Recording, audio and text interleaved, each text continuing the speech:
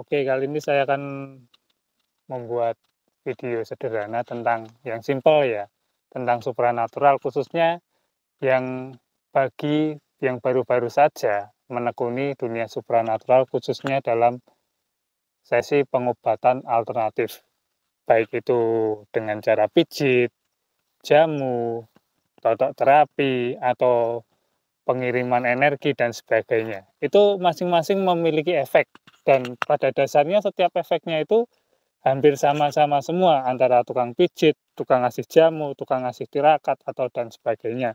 Khususnya bagi pemula ya. Bagi pemula yang baru saja menapaki dunia supranatural dalam hal pengobatan alternatif. Jadi ketika ada orang sudah memantapkan diri masuk dalam pengobatan supranatural atau pengobatan alternatif, maka secara otomatis juga energinya dia akan terpancar kepada kliennya, kepada pasiennya, tanpa harus dia niatkan untuk mengobati seseorang tersebut. Baik itu untuk yang ngasih jamu, ngasih tirakat, atau hanya sekedar ngobrol masalah penyakitnya dia, masalah kesusahan hidupnya si pasien, atau dengan tata cara pengobatan lain yang intinya kepada pengobatan alternatif yang sifatnya supranatural.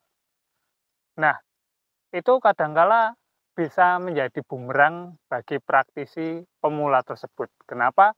Karena pada dasarnya, biasanya praktisi pemula itu tidak menyadari bahwa ketika dia berdekatan dengan pasien, dia secara otomatis menyambungkan energinya dengan si pasien, agar si pasien bisa tenang atau bisa tiba-tiba dia merasa sembuh. Maka jangan heran ketika ada seseorang sedang ngobrol tentang kesusahannya dia, tentang sakitnya dia, tiba-tiba yang dia awalnya sakit banget setelah ngobrol dengan kita saja, dia tiba-tiba bisa merasa kayak sembuh. Itu padahal belum diterapi, hanya sebatas ngobrol. Seperti itu. Kenapa? Karena secara otomatis kita membagikan energi sehat kita kepada si pasien yang sedang sakit atau sedang susah. Seperti itu. Jadi itu kalau tidak disadari dan didiamkan terus-menerus, maka lama-lama Anda akan merasa capek setelah ngobrol tersebut. Belum mengobati, hanya sekedar ngobrol, "Oh, besok ketemu ya Pak untuk sesi ini pengobatan," atau "Besok ketemu lagi untuk sesi pengobatan." Anda sudah capek duluan ketika ngobrol. Kenapa? Ya karena energi Anda terkuras untuk mengobatinya secara otomatis. Dan besoknya mungkin klien atau pasien tidak akan datang karena dia sudah sehat. Seperti itu. Itu bisa terjadi. Si pasiennya sehat, dia belum berobat, hanya sesi konsultasi, Anda sudah capek duluan. Dan ketika Anda capek, Anda sudah akan kesulitan untuk menangani pasien lain. Itu bagi yang pemula. Anda akan merasa cepat capek dan mudah lapar atau sebagainya. Nah, selanjutnya adalah untuk yang kedua.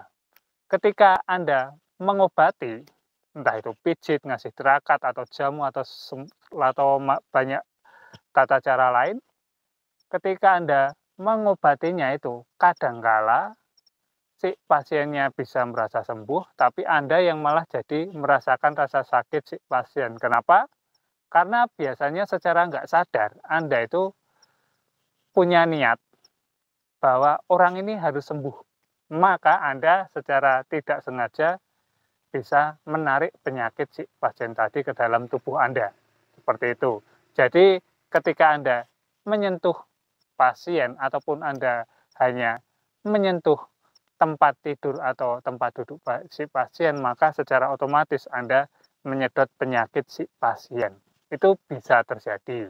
Sehingga Anda bisa jatuh sakit dalam beberapa waktu dan si pasien menjadi lebih baikan atau bahkan sembuh. Seperti itu. Yang kedua adalah ketika Anda menangani pasien yang ternyata dia terkena serangan gaib. misalkan santet, teluh, atau guna-guna atau semacamnya yang pasien sendiri tidak tahu dan bahkan Anda sendiri tidak menyadarinya. Itu bisa saja terjadi karena Anda baru pemula, ini kan khusus bagi pemula. Nah, ketika Anda mengobati, niatnya hanya mengobati biasa, tapi ternyata Anda sekaligus mengobati orang yang terkena serangan gaib. Itu bisa fatal akibatnya ketika ternyata serangan gaibnya itu kuat dan Anda tidak berada di level itu.